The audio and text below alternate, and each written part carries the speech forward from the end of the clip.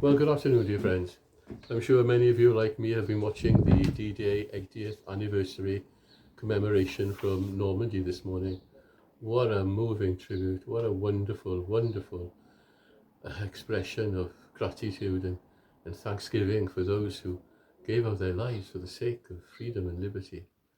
Wasn't it wonderful to see those veterans, some of them well over 100 years old by now, who gathered at Normandy to hear some of their testimonies being read by younger soldiers. Those young men and women who gave up so much, gave up everything, paid the ultimate sacrifice for the freedom and liberty we have today. It was on the 6th of June 1944, of course, that in the early hours of that day that British forces crossed Germany lines. But you know, by the end of that day, 10,000 casualties. The Battle of Normandy that followed cost thousands more.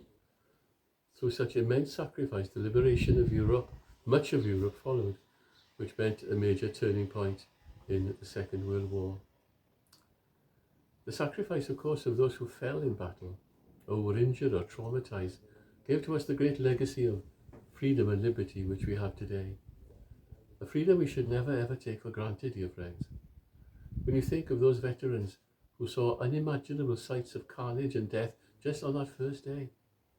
I was reading of one, his name was Albert Price. He was 18 years of age when he stormed Gold Beach in Normandy in a tank. He spoke many years later of his experiences, of seeing his comrades fall at his side. He spoke with such dignity and compassion. And of course, one of the things he said has stayed with me. I was fortunate, he said. I survived. I'm not a hero. Those who died are the heroes we must never forget and always commemorate. Albert Price is, of course, a hero, and many like him who gave so much. Such respect and loyalty that he showed, and many other veterans have shown. Notice today, they spoke more of their comrades than they did of themselves. Amazing. Such comradeship and brotherly love. Those are the hallmarks, dear friends, of real heroism. And with the important and the famous there, indeed they today were the heroes. And it was so moving, absolutely moving, to hear and to be part of that commemoration. But you and I, dear friends, we remember today that 2 world wars and every conflict since have met the great sacrifice so many made for our freedom and liberty. My parents served in the Second World War. Many of your parents and grandparents would have done the same. How true are the words of Jesus. No greater love hath a man than this, than he gave his life for his friends.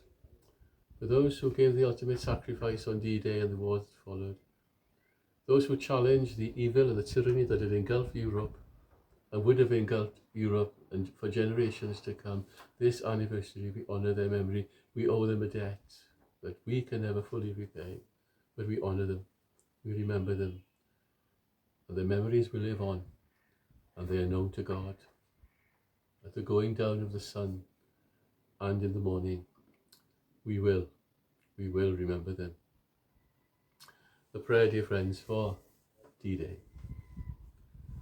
God, our refuge and strength, as we remember those who faced danger and death in Normandy 80 years ago to this day, grant us courage to pursue, like them, what is right, the will to work with others for good, the strength to always seek to overcome tyranny and oppression.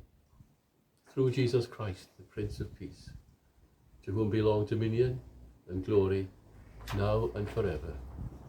Amen. Dear friends, thank you for allowing me to share this short thought with you on this day. I pray the Lord will bless you and yours, and hold on to that which is good, and never forget those who gave so much. Diolch. Thank you.